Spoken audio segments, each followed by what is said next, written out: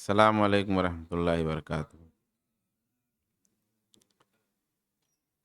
آج کا موضوع ہے کلام۔ کلام کی لغوی اور اصطلاحی تعریف کریں گے اور پھر اس کی قسموں کے بارے میں انشاءاللہ گفتگو کریں گے۔ صفحہ نمبر 12، الاصول من علم الوصول، صفحہ نمبر 12۔ کہتے ہیں کہ الکلام لغتاً اللفظ الموضوع لمعنن۔ ڈکشنری میں، زبان میں، عربی زبان میں کلام کا جو معنی ہے وہ ہے کسی معنی کے لیے بنایا گیا کوئی لفظ، ایسا لفظ جو کسی معنی کے لیے ہو، یعنی یہ عربی زبان میں کلام کا معنی ہے۔ لیکن جب گرامر کی اصطلاح میں لفظ کلام بولا جاتا ہے تو اس سے کیا مطلب ہوتا ہے؟ تو اس کا مطلب ہوتا ہے اللفظ المفید، فائدہ دینے والا لفظ، جس کو جملہ بھی کہہ سکتے ہیں، کہ کسی جملہ کو کلام کہتے ہیں، کسی جملہ کو کلام کہتے ہیں۔ گرامر میں اس کو مرکب مفید بھی کہتے ہیں، مرکب تام بھی کہتے ہیں، جملہ بھی کہتے ہیں، کلام بھی کہتے ہیں۔ جو لوگ ابتدا میں یعنی گرامر وغیرہ اتنا نہیں پڑھے ہیں، ان کی آسانی کے لیے یہ ہے کہ جب ہم کوئی ایک جملہ بول دیں جس میں بات مکمل ہو، جیسے میں نے کہا کہ میں گھر جا رہا ہوں، وہ بیمار ہے، میں بیمار نہیں ہوں، کمپلیٹ ہو، مکمل ہو، تو وہ کلام ہے۔ اور اگر آپ نے کہا کہ آم کا درخت، تو اب یہ کلام نہیں ہے، یعنی یہ ناقص ہے، اس میں ابھی کمی ہے۔ یہ بول کے آپ کیا کہنا چاہتے ہیں ظاہر نہیں ہے۔ تو یہ ہے کلام، جو مکمل ہو، اس کو نام کئی دیتے ہیں گرامر کی کتابوں میں، جملہ مفیدہ ہے، کلام ہے، مرکب تام ہے، مرکب ناقص ہے وغیرہ۔ تو اس کو کہتے ہیں کلام۔ گرامر کی زبان میں کلام اس کو کہتے ہیں جو ایک مکمل اپنا معنی ادا کر رہا ہو، جیسے اللہ ربنا، اللہ ہمارا رب ہے۔ اب اگر آپ خالی اللہ کہتے ہیں تو یہ جملہ نہیں ہے، یہ کلام نہیں ہے۔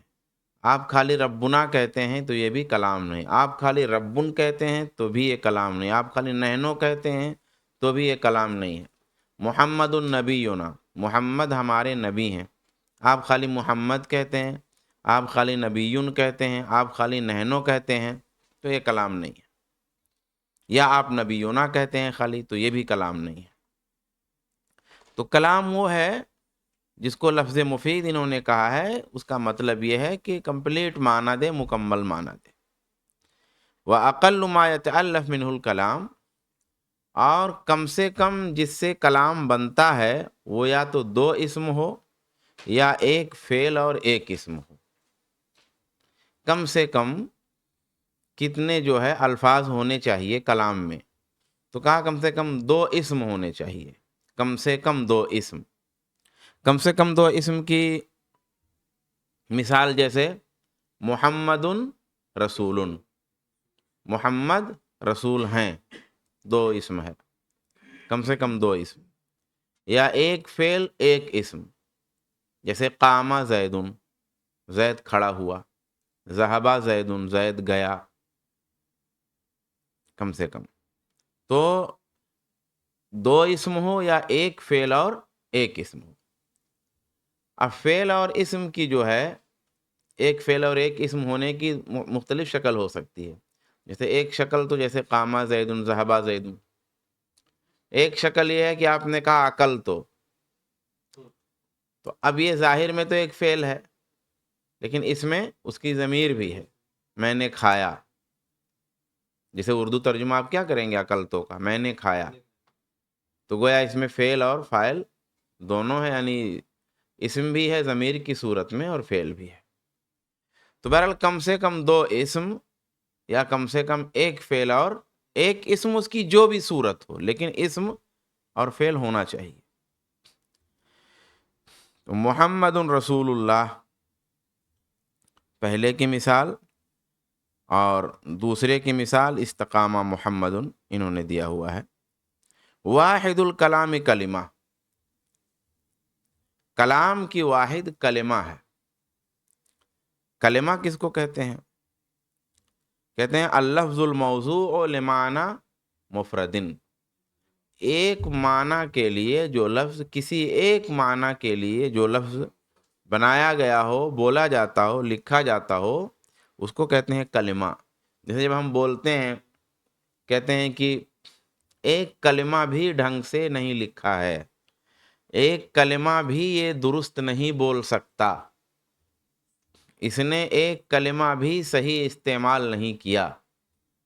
تو اس کا کیا مطلب ہوتا ہے کلمہ کا؟ یعنی وہ لفظ جو کسی ایک معنی کے لیے بولا جاتا ہو، سنا جاتا ہو، لکھا جاتا ہو. ہاں.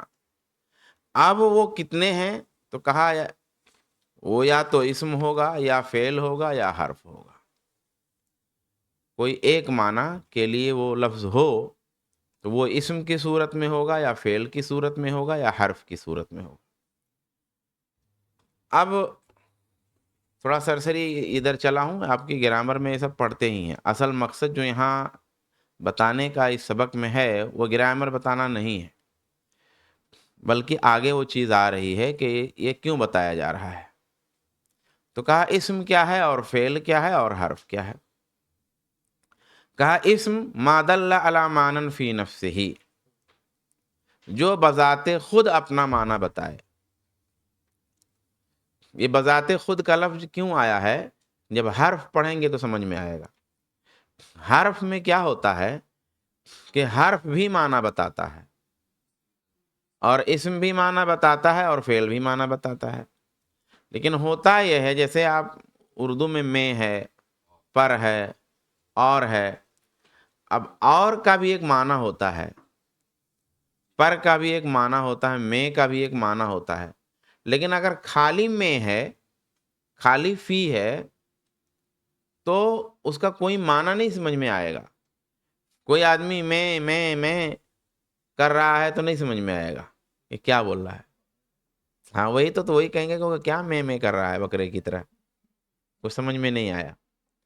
لیکن جب آپ نے کہا کہ میں نے گھر میں نماز پڑھی، تو پھر یہ میں کا معنی کلیئر ہو گیا، واضح ہو گیا. تو میں معنی دے رہا ہے لیکن خود نہیں دے رہا ہے. میں معنی دے رہا ہے لیکن خود نہیں دے رہا ہے، دوسرے کی مدد سے دے رہا ہے. اسی لیے جب اسم کی تعریف کیا تو کہا اسم وہ کلمہ ہے جو اپنا معنی بذات خود بتائے، یعنی کسی کی مدد کی ضرورت نہ ہو. دوسرا لفظ استعمال کیا، من غیر اشعار بزمن، کسی ٹائم کے احساس کے بغیر. یعنی اس میں کوئی ٹائم نہیں پایا جائے گا، کوئی وقت نہیں پایا جائے گا، بذات خود اپنا معنی بتائے گا اور اس میں ٹائم نہیں ہوگا. اب جیسے محمد، جیسے زید کا مطلب فوراً سمجھ میں آ گیا کہ یہ کسی شخص کا نام ہے، یا کوئی ہے آدمی. اگر آپ جانتے ہیں تو باقاعدہ، اور آپ نے اگر کسی سے بولتے ہوئے سنا تو باقاعدہ نہیں، لیکن اتنا سمجھ میں آیا کسی کا انعام. تو زید کا لفظ جو ہے یہ بغیر کسی کی مدد کے اپنا معنی بتا رہا ہے. دوسرا، اس میں کوئی ٹائم نہیں ہے، کوئی ٹائم نہیں اس میں.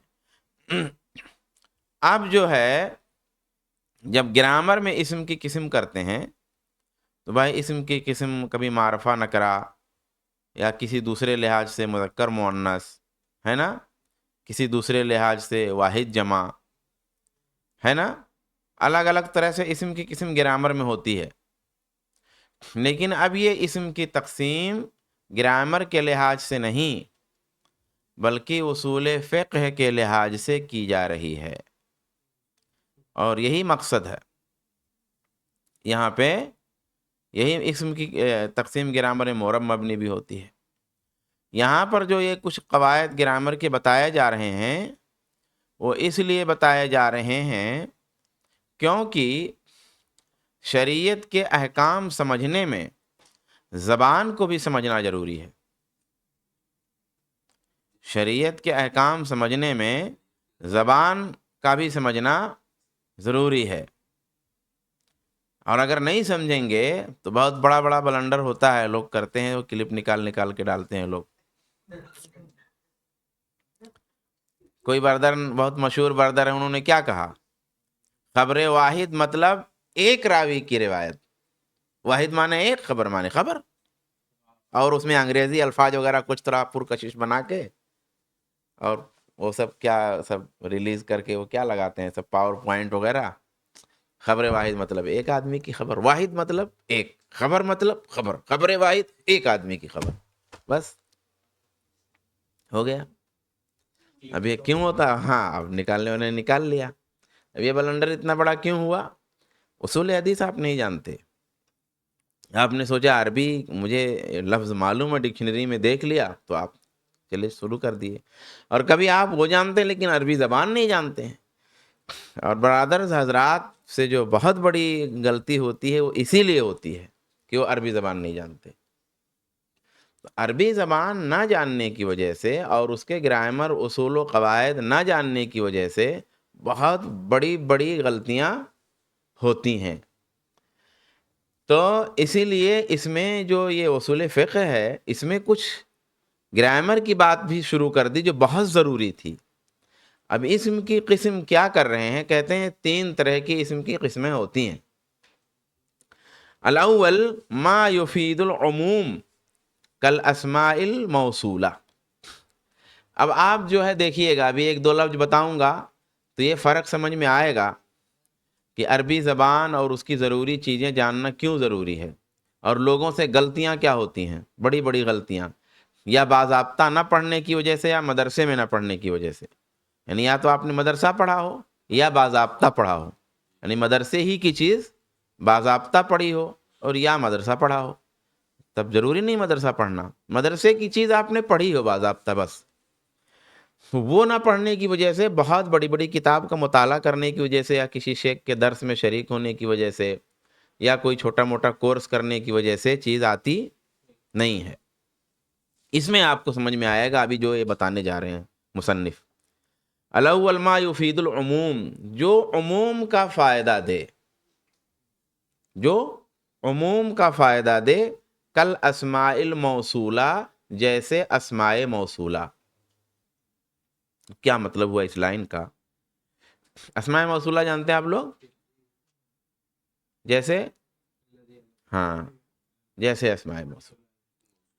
اب دیکھیے جب ہم کہتے ہیں الذی جو، یا الذین جو لوگ، تو الذی جو، تو جتنے بھی لوگ اس میں شامل ہوں گے جو سے سب مراد ہوں گے. جیسے ہم نے کہا جو بھی اس روم میں آیا اس کے لیے یہ. تو جب آپ نے جو کہہ دیا، اسی لیے میں نے بتایا نہیں کیا، کیونکہ آپ لوگ کہیں گے دیجیے. تو جو کا جو لفظ آیا جو، تو اب اس میں عموم ہے، کوئی بھی آئے گا، مرد آئے، عورت آئے، بچہ آئے، بوڑھا آئے، جوان آئے، عقلمند آئے، عالم آئے، غیر عالم آئے، سب کے لیے عموم ہے اس میں جو. اب ہم کو یہ جاننا ضروری ہے کہ اسماء موصولہ کی خاصیت کیا ہے. گرامر میں جاننا ضروری ہے کہ اسماء موصولہ کیا معنی دیتے ہیں. الذی، اللتی، الذی معنی جو، جو کیا خاصیت ہے، جو عمومیت، عموم کا معنی دیتا ہے. جو کون سا معنی دیتا ہے؟ عموم کا معنی دیتا ہے. یہ ہم کو جاننا ضروری ہے، جیسے اسماء موصولہ. اچھا، الثانی ما یفید الاطلاق. ما یفید الاطلاق، جو اطلاق کا فائدہ دے. ہاں، جو اطلاق کا، پہلا یہ ہے کہ جو عموم کا فائدہ دے، اور دوسرا یہ ہے جو اطلاق کا فائدہ دے. کن نکرتو فی سیاق الاثبات، جیسے نکرہ مثبت سیاق میں. کیا مطلب؟ اب دیکھیے ایک لفظ آیا عموم اور ایک لفظ آیا اطلاق. آپ پڑھتے ہوں گے ایک عام خاص اور ایک پڑھتے ہوں گے مطلق اور مقید. اب اس میں فرق بہت دفعہ نہیں سمجھ میں آتا کہ جب ہم کہتے ہیں کہ یہ سب کو عام ہے، انہوں نے جو یہ بات کہی ہے سب کو عام ہے، تو آپ کہتے ہیں کہ مطلق طور پہ سب کو کہا ہے.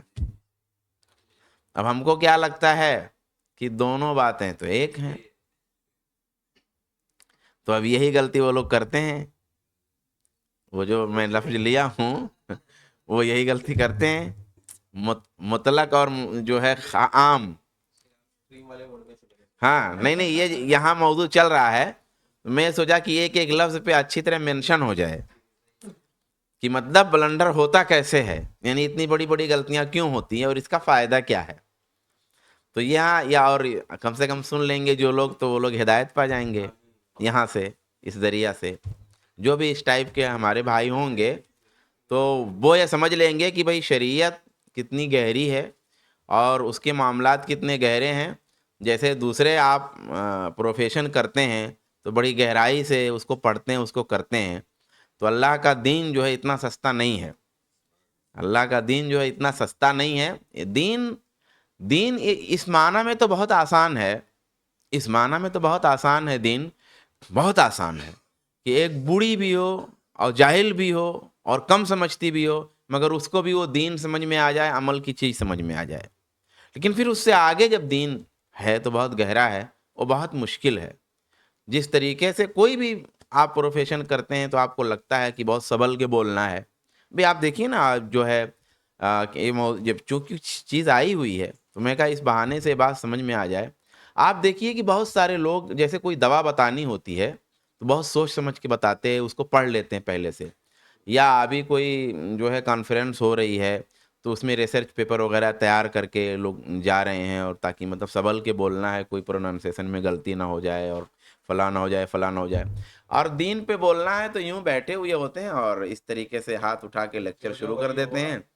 اور سوال آتا ہے تو اپنے من سے آپ فلاں فلاں نام ہے، بہت سارے ہمارے ملک سے باہر کے بھی بہت سارے لوگ مشہور ہیں، اور وہ بس ان کو کچھ بھی ایک نارمل سا مطالعہ کر لیا، کچھ انگریزی ورڈ معلوم ہے امپریس کرنے کے لیے پبلک کو اور ایڈریس کرنے کے لیے کچھ انگریزی الفاظ معلوم، اور اس کے بعد وہ بے تکان بولتے جاتے ہیں. ہاں آرام سے، کیونکہ اردو اور انگلش میں اس کی تفسیر معلوم ہے. ہاں ہاں نہیں ابھی تو اسٹریم میں آیا ایک آدمی نا، ایک آیا اور وہ بہت کرسی وغیرہ بیٹھا ہوا تھا اور بہت اطمینان سے پورا مناظرہ کر رہا تھا اور کہہ رہا تھا کفایت بھائی کو کہ وہ میں اعتراض یہ ہے. تو جب کہا انہوں نے کہا کہ بھائی ترجمہ کرو، تو کہا ترجمہ کریے، آپ ترجمہ کریے. تو بولا کہ میں سوال آپ ترجمہ کریے. بولے انہوں نے کہا کہ نہیں ہے، جو تم کہہ رہے ہو اس میں کہ امر سے مراد امر خلافت ہے، تو حدیث میں تو صرف امر ہے، یعنی بخاری میں موجود ہے. بولا کدھر موجود ہے؟ تو بولا وہ انگریزی ورڈ اتنا. انگریزی ورڈ کیا، وہ عربی ورڈ نیچے اوپر کراؤ. اب اس کو سمجھی میں، اس کو عربی ایک لفظ معلوم ہی نہیں ہے. وہ بار بار اب ترجمے میں غلطی ہوئی ہے، ترجمے میں غلطی لکھی ہوئی ہے، تو وہ ترجمے ہی کو اصل سمجھ رہا ہے. تو یہ ہوتا ہے، ایسا مسئلہ ہوتا ہے بہت کثرت سے. تو مطلب یعنی کہ اتنا آسان نہیں ہے، یہ لوگ جانیں اور اس کو سمجھیں. یہ میں اس کے لیے میں یہاں مینشن کر رہا ہوں، بعد میں لوگ اگر سنیں گے تو یہاں عموم اور اطلاق کا لفظ آیا. میں ایک مثال دے رہا ہوں. جیسے آپ نے کہا نا کہ اکرما رجلن، اس نے ایک آدمی کی عزت کی، اس نے ایک آدمی کی عزت کی. تو اس نے ایک آدمی کی عزت کی جب آپ نے کہا تو یہ جو ہے مطلق ہے. کیا ہے؟ مطلق ہے. کیسے مطلق ہے؟ اصل میں کوئی ہے متعین اس میں. دیکھیے عام جو ہے نا اس میں کوئی متعین نہیں ہوتا.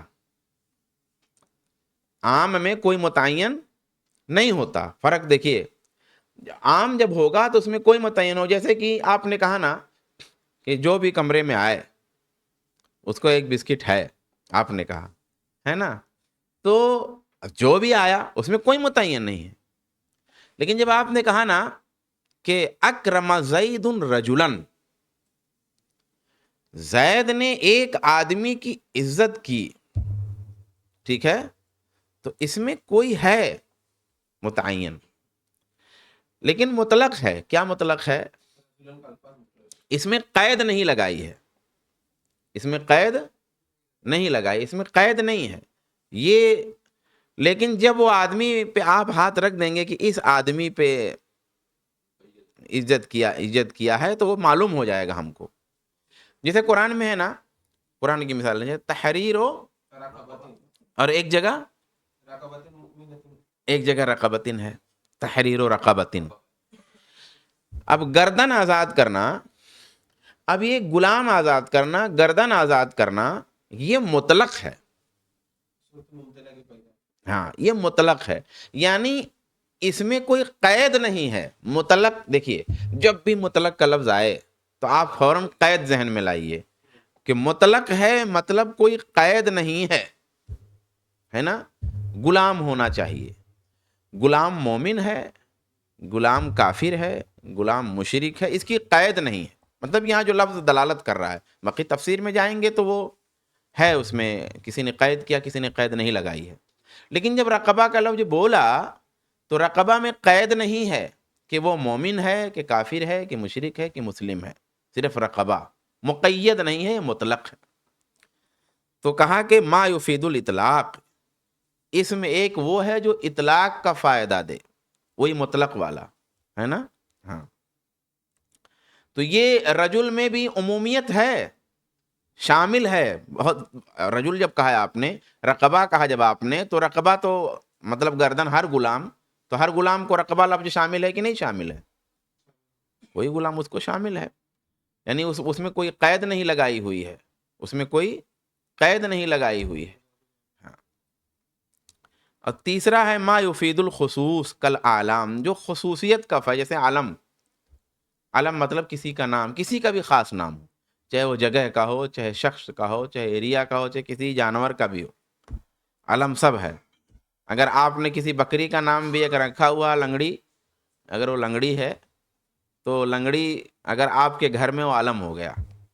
آپ کے گھر میں اگر کوئی بکری ہے اور آپ نے اس بکری کا کوئی نام رکھا ہوا ہے تو آپ کے گھر میں وہ علم ہے، وہ علم ہو گئی، یعنی اس سے اس کو پہچانا جاتا ہے. جیسے آپ نے نام لیا وہ پہچان لیا گیا. اس میں بتانے کی ضرورت نہیں پڑی آپ کو کہ وہ گورا گورا ہے تو وہ ایسا کپڑا پہنتا ہے، اس طرح کا چہرہ ہوگا، ایسی آواز ہوگی، ایسا بولتا ہوگا، ایسا چلتا ہوگا. اتنا سارا بتانے کی ضرورت نہیں ہے. آپ نے بول دیا زید، کون آیا تھا؟ زید. تو جب زید بولے تو وہ پورا فیس سمجھ میں آ گیا ہم کو وہ پورا بایوگرافی اس کی دینے کی ضرورت نہیں ہے. ہم نے صرف زید بولا، متعین آدمی سمجھ میں آ گیا. تو اس میں یہ بھی فائدہ دیتا ہے. اب یہ تین قسمیں اسم کی بتائیں، یعنی جو عموم کا فائدہ دے جیسے اسماء موصولہ، جو اطلاق کا فائدہ دے جیسے نکرہ، کوئی بھی نکرہ لفظ ہے مثبت سیاق میں آیا ہو. اور ثالث ما یفید الخصوص، جو ایسے علم، اعلام جمع، علم واحد جمع اعلام. ہاں کیا بول رہے تھے؟ جیسا عام کے لیے بولے آپ کہ اگر عام آتے آپ قید کو ذہن میں لاؤ، مطلق لاتے ہوئے، مطلق کا لفظ لاتے ہوئے، جب بھی اطلاق کا لفظ آئے، جب بھی مطلق کا لفظ آئے تو آپ کے ذہن میں قید آنا چاہیے، یعنی بغیر کسی قید کے.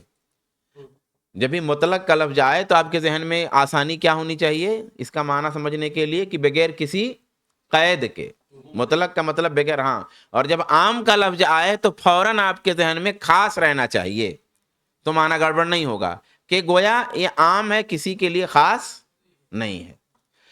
ہر عام کے ساتھ خاص ذہن میں رکھیں گے تو عام کا معنی گڑبڑ نہیں ہوگا، اور مطلق کے ساتھ مقید ذہن میں رکھیں گے تو مطلق کا معنی گڑبڑ نہیں ہوگا. مطلق ہے مطلب کوئی قید نہیں ہے، عام ہے مطلب کوئی خاص نہیں ہے اس میں، یہ ایسا ذہن میں رکھیے تو پھر معنی خراب نہیں ہوگا. ابھی اور چلتے ہیں. فعل ما دل علی معنی فی نفسہ، کہ فعل کہتے ہیں جو بذات خود اپنا معنی بتائے. وہ اشار بحیتہ بعہد الازمنۃ الثلاثہ، اور اپنی شکل و صورت میں 3 زمانوں میں سے کسی زمانے کا احساس دلائے. یوں کہیے سیدھا سا کہ جو بس اپنا معنی خود بتائے اور کوئی زمانہ پایا جائے، جو اپنا معنی خود بتائے اور اس میں کوئی ٹائم پایا جائے، کوئی بھی ٹائم، اینی ٹائم، کوئی بھی ٹائم اس میں موجود ہو، چاہے پیچھے والا، چاہے آگے آنے والا، چاہے جو چل رہا ہے وہ، کوئی بھی ٹائم اس میں پایا جا رہا ہو، یہ فعل ہے. اب کہا کہ وہ ہوا اما ماضن کفہما او مضارع کیفہم او امر کیفہم والفعل باقسامہ یفید الاطلاق فلا عموم لہ. پھر یہاں اطلاق اور عام کا لفظ آیا ہے، یہاں تھوڑا اور سمجھ میں آ جائے گا آپ کو. مثال دیا، کہا فعل یا تو ماضی ہوگا جیسے فہمہ، یا مضارع ہوگا جیسے یفہم، یا امر ہوگا جیسے افہم. یا آپ جانتے ہیں، اتنا تو کم سے کم جانتے ہوں گے. والفعل باقسامہ، اور فعل اپنے تمام قسموں کے ذریعے، یعنی فعل کی تمام قسمیں، چاہے ماضی ہو، چاہے مضارع ہو، چاہے امر ہو، یفید الاطلاق، اطلاق کا فائدہ دیتا ہے. فلا عموم لہ، اس میں کوئی عموم نہیں ہوتا. اب میں پھر اسی پہ آ گیا جو شروع میں چھیڑا تھا. یہ باریکی جو بتائی انہوں نے فعل کے بارے میں، اگر آپ عربی زبان جانتے ہیں اور اگر آپ عربی گرامر جانتے ہیں، یعنی ایک عالم کے لیے جتنے ہی یعنی درجات ہوتے ہیں علماء میں، تو یہ بھی ضروری ہے کہ وہ تھوڑا زبان اور گرامر بھی جانے. ایسا نہیں ہے کہ قرآن حدیث خالی جانتا ہے. اگر وہ خالی قرآن حدیث پڑھا ہے، اس کو زبان نہیں معلوم ہے، تو مولانا صاحب اور وہ جو لفظ بولا میں نے، دونوں برابر ہیں. دونوں برابر ہیں، کوئی فرق نہیں ہے. بس وہی فرق ہے جو دونوں کے مطالعہ کا فرق ہے، باقی دونوں میں کوئی فرق نہیں ہے. جو بلنڈر وہ کریں گے وہ یہ بھی کریں گے. فرق صرف یہ ہے کہ یہ لوگ اسٹیج نہیں لگاتے. بھئی اپنا کسی مسجد میں نماز پڑھا رہے ہیں، اب بیچارہ وہ اسٹیج تھوڑی لگا رہا ہے. اس کو تو آپ سے اچھا معلوم ہے نا، سب نام وغیرہ، بخاری، مسلم، ترمذی، وہ آپ سے اچھا جانتا، آپ سے اچھا پڑھا ہے اس نے، آپ سے اچھی اردو بھی اس کی ہے. لیکن اس نے کوئی اسٹیج نہیں لگایا، کیونکہ اس کو معلوم ہے کہ میں اتنا بڑا عالم نہیں ہوں، میں نے کوئی اتنا گہرائی سے پڑھا نہیں، مجھ کو عربی کم سے کم دیکھیے وہ جانتا ہے کہ میں نہیں جانتا. اتنا تو ہے نا. آپ کسی بھی ایسے عالم کو نہیں دیکھیں گے کہ کوئی اسٹیج لگا کے بیٹھا ہو. وہ عام طور پہ بھی اکا دکا چھوڑ دیجئے، ہاں ہاں عموماً اسٹیج نہیں لگاتے وہ. لیکن ان کی جرات یہ ہوتی ہے کہ جیسے ہی تھوڑا سا ادرک اور ہلدی مل جاتی ہے، دکان کھول کے بیٹھ جاتے ہیں. ہاں ہاں، تو یہ فرق ہے، یہ فرق ہے. عربی اگر آپ کو نہیں معلوم ہے، زبان آپ کو نہیں معلوم ہے، تو پھر خلاص کہانی. اب یہاں دیکھیے کتنی باریک ہے. کہہ رہے ہیں فعل اپن کی تمام قسمیں اطلاق کا فائدہ دیتی ہیں، اس میں کوئی عمومیت نہیں ہوتی. مثال سمجھ میں آئے گا. جیسے ایک مثال ہے، آپ وہ مثال لکھ بھی لیجئے گا، نہیں تو وہاں بورڈ پہ آؤں گا اور ٹائم جائے گا. ساما زیدن یوم الاثنین. اگر ساما نہیں لکھ پائے تو بولوں کیا لکھ کے؟ سعاد الف. ہاں، ساما زیدن یوم الاثنین. ساما زیدن یوم الاثنین، زید نے سوموار کا روزہ رکھا. ٹھیک. اب ویسے کوئی آ جائے گا جس پہ تو کہے گا اثنین مانے 2 ہوتا ہے، تو اس کا مطلب ہے کہ اتوار، پہلا دن سنیچر، دوسرا دن اتوار. ہے ایسا ایک مثال تو دماغ پکا ہوا ہے. سب نمونے ایک دم حقیقی ہیں، سب نمونے حقیقی ہیں. تو یاد آ جاتا، جیسے یہ آیا تو پھر یاد آ گیا. تو کہا کہ ساما یومل، کیا بولا میں نے مثال؟ ساما زیدن یوم الاثنین، زید نے سوموار کا روزہ رکھا. اب یہ ساما ماضی ہے. اب انہوں نے جو کہا نا کہ فعل چاہے ماضی ہو، ہم کو اصل میں فعل نہیں پڑھنا ہے، فعل کی تعریف ہم کو نہیں پڑھنی تھی اصل میں، وہ تو ایسے بتا دیے. ہم کو کیا جاننا تھا اصول فقہ میں کہ یہ جو فعل ہے، یہ فعل عربی زبان میں کیا فائدہ دیتا ہے. تو کہا فعل چاہے ماضی ہو، چاہے مضارع ہو، چاہے امر ہو، اطلاق کا فائدہ دیتا ہے، عموم کا نہیں. کیا مطلب؟ تو یہی مثال سے ہم سمجھا رہے ہیں، اسی کو ہم مثال سمجھ، کیونکہ بغیر مثال کا نہیں سمجھ میں آئے گا. تو کہا ایک مثال لیتے ہیں، اس میں ساما فعل ماضی استعمال ہے. تو مثال لیا، ساما زید یوم الاثنین، زید نے سوموار کا روزہ رکھا. اچھا، اب یہاں پہ اطلاق کا فائدہ دیتا ہے، عموم کا نہیں. مطلب کیا ہے؟ تو دو مطلب اس میں ہو سکتا ہے، دو مطلب اس میں ہو سکتا ہے. ایک مطلب یہ ہو سکتا ہے کہ ہر سوموار کا روزہ رکھا. ایک مطلب کوئی وہ والا یہی مطلب بتا سکتا ہے کہ ہر سوموار کا روزہ رکھا. بھائی حدیث میں ہے صام یوم الاثنین، صام زید یوم الاثنین، زید نے سوموار کا روزہ رکھا. تو حدیث میں اس نے لفظ تو آ گیا، لفظ تو آ گیا کہ اس نے سوموار کا روزہ رکھا. تو جب سوموار کا روزہ رکھا ہے، لفظ آ گیا.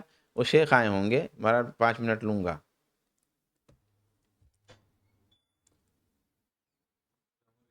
تشریف وعلیکم السلام ورحمۃ اللہ. جاری رکھوں؟ آپ تقریر جاری رکھیں. ٹھیک، جزاک اللہ خیر. تو ساما زید یوم الاثنین، اب دو معنی اس کا ہوگا.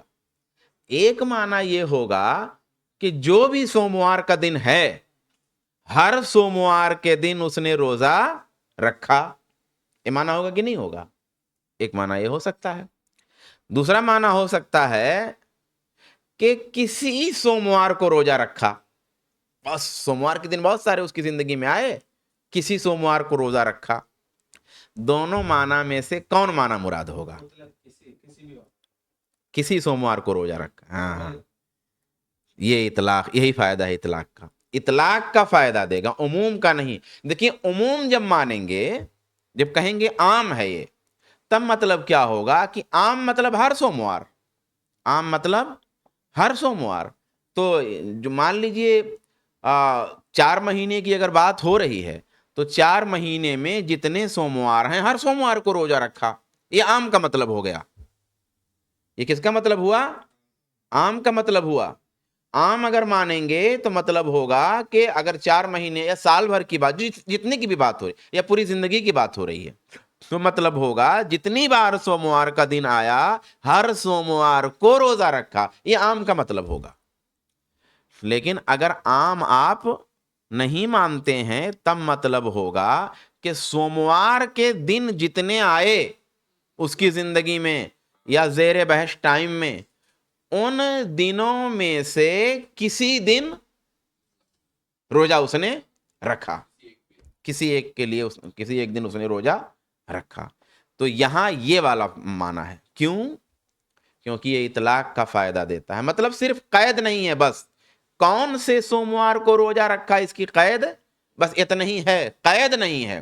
ورنہ روزہ ہر سوموار کو نہیں رکھا، صرف قید نہیں بتائی گئی ہے کہ کون سے سوموار کو. تو چونکہ قید نہیں بتائی گئی تو پھر ہم اس کو مطلق مانتے ہیں. کوئی ہوگا، کوئی بھی سوموار ہوگا، کسی بھی سوموار کو رکھا ہوگا. تو جو بھی فعل ہوگا، چاہے ماضی ہو، چاہے مضارع ہو، چاہے امر ہو، وہ عموم کا فائدہ نہیں دے گا. وہ عموم کا فائدہ نہیں دے گا کہ آپ کہیں سوموار کو روزہ رکھا. بھائی ساما روزہ رکھا سوموار کو، تو روزہ رکھا مطلب رکھا. بریلوی دلیل، بریلوی اسٹائل کی دلیل اگر دینا ہو تو پھر یہ دلیل بہت فٹ ہے. تو یہاں پہ بتانا پڑے گا کہ بھائی نہیں، فعل عموم کے لیے نہیں آتا ہے، فعل عموم کے لیے نہیں آتا ہے، فعل اطلاق کے لیے آتا ہے. یعنی صرف قید نہیں ہے اس میں بس. اب شیخ آ گئے تو ہمت بھی نہیں ہو رہی آگے بڑھنے کی. 2-3 منٹ اور لے لیتا ہوں، حرف تک پہنچا دیتے ہیں. حرف ما دل علی معنی فی غیرہ، جو اپنے معنی پر دلالت کرے دوسرے میں. کچھ لوگ ہمیشہ دوسرے ہی میں وہ بتا پاتے ہیں، اپنے میں نہیں بتا پاتے. تو یہ حرف جو ہے بڑا اچھا کام کرتا ہے کہ دوسرے کی مدد ہی سے یا دوسرے میں جا کے ہی معنی بتائے گا، اپنا اکیلے معنی نہیں بتا. لیکن مصنف کا یہ مقصد بتانا نہیں ہے، وہ تو ایسے لے آئے. ان کو اصل کیا بتانا مقصود ہے، وہ آگے بول رہے ہیں وَمِنْهُ، اور جو معانی حروف کے ہوتے ہیں ان معانی میں سے میں کچھ بتا رہا ہوں. 4 حروف، جیسے ایک واو ہے، ایک فا ہے، ایک لام جارہ ہے، ایک اعلی جارہ ہے. تو واو کی مثال بتا کر کے بات ختم کرتے ہیں. واو آگے انشاءاللہ پورا پھر پڑھیں گے. واو، اب واو جو ہے آتا ہے بہت دفعہ عطف کے لیے. عطف معنی کیا ہوتا ہے؟ جوڑنا. ایک لفظ کو دوسرے لفظ سے جوڑنے کے لیے واو، جیسے اردو میں واو اور دونوں آتا ہے. جیسے زید اور خالد گئے، تو اور کے ذریعہ فعل ایک ہی استعمال کیا، ورنہ آپ الگ الگ بتائیں گے تو آپ کہیں گے زید گیا اور خالد گیا. اب ہم نے کہا زید اور خالد گئے، تو زید اور خالد کو جوڑنے کے لیے اور ہم نے بولا، دونوں کو جوڑ دیا ہے نا. یا خالد و محمود گئے، تو دونوں کو جوڑنے کے لیے ہم نے واو استعمال کر دیا. تو کہا یہ عاطفہ آتا ہے واو. فتفید اشتراک المتعاطفین فی الحکم، تو حکم میں دونوں کو، یعنی جو عطف ہے اور جو معطوف ہے لے ہے، دونوں کو حکم میں شرکت کا فائدہ دیتا ہے. ولا تقتضی ترتیب، اور نہ تو ترتیب کا تقاضا کرتا ہے، ولا تنافی الا بدلیل، اور نہ تو ترتیب کی نفی کرتا ہے مگر دلیل سے. کیا مطلب؟ یہاں بھی ایک معنی ہے. جو لوگ تفسیر کرتے ہیں علل ٹپ، آپ دیکھیں گے بہت تفسیریں کہیں گے دیکھیے یہ لفظ پہلے آیا ہے، یہ لفظ بعد میں آیا ہے، تو وہ پہلے اور بعد بول کے اتنے سارے نقطے نکال کے پیش کر دیتے ہیں. کیا شیخ نے واقعی، کیا وہ شیخ کے بجائے وہ بھی بول سکتے ہیں، کیا تفسیر بتائیے. ایسے تو علماء نے نہیں بتایا، صاحب پہلے اور بعد کی بنیاد پہ کہ یہ پہلے ہے یہ بعد میں ہے. تو کیا گرامر ہے؟ گرامر کیا ہے واو کا؟ کہ واو جوڑنے کے لیے تو آتا ہے ایک کو دوسرے سے، اور حکم میں دونوں برابر رہیں گے. یعنی واو سے پہلے والا اور واو کے بعد والا دونوں حکم میں برابر رہیں گے، لیکن ترتیب نہیں، ترتیب کا تقاضا نہیں، اور نہ تو ترتیب کے خلاف بھی ہے. نہ تو یہ بتائے گا کہ یہ پہلے یہ بعد میں، اور نہ تو یہ کہے گا کہ نہیں، دونوں نہیں. نہ تو ہاں ہے نہ تو نہ ہے. واو جب آیا تو نہ تو یہ واو بتاتا ہے کہ یہ پہلے یہ بعد میں، لیکن نفی بھی نہیں کرتا ہے کہ نہیں پہلے اور بعد میں نہیں، دونوں ہو سکتا ہے، نہیں بھی ہو سکتا. کب؟ دلیل رہے گی تو ترتیب کا معنی ملے گا، اور دلیل نہیں رہے گی تو ترتیب کا معنی نہیں ہوگا.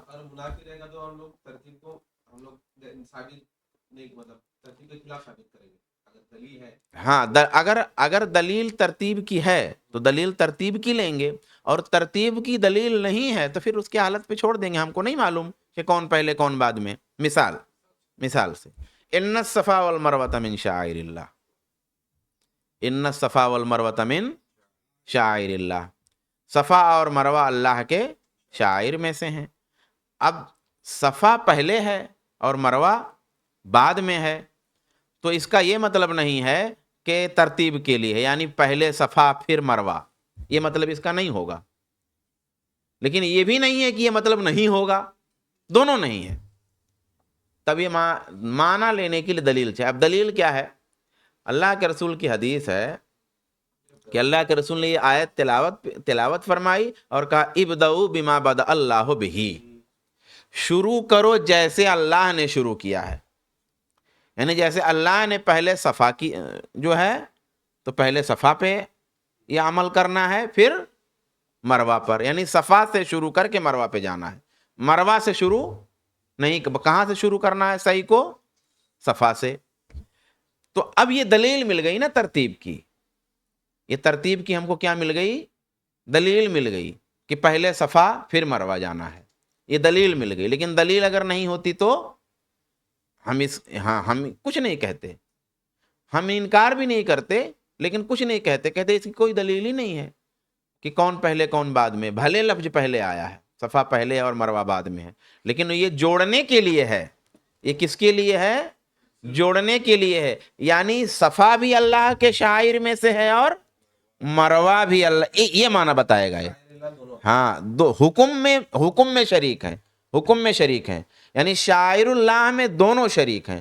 صفا بھی شاعر اللہ میں شریک ہے اور مروا بھی شاعر یہ معنی بتاتا ہے واو، یہ اصلی کام ہے واو کا. لیکن یہ واو کا کام نہیں ہے کہ وہ یہ بتائے کہ کون پہلے ہے اور کون بعد میں. پہلے اور بعد کے لیے دلیل چاہیے. ٹھیک ہے، یہ دیکھیے اب باریکی ہے کہ نہیں ہے. اب اگر یہ بات نہ معلوم رہے تو تفسیر کرنے میں بس وہی والا تفسیر شروع ہو جاتی ہے. ہاں تو ایسے اور بھی ہے الفاظ اس کے، وہ تھوڑا جلدی میں جمے گا نہیں، یہ تھوڑا بیچ بیچ میں لطیفہ چلے گا تبھی یہ یاد رہے گا، ورنہ بھول جائیں گے. ہاں تو ابھی یہ جب تک چلے گا، یہ بحث چلے گی تب تک تو وہ تھوڑا مینشن ہوتے ہی رہیں گے. ٹھیک ہے، جزاک اللہ خیرا، السلام علیکم ورحمۃ اللہ وبرکاتہ. ہاں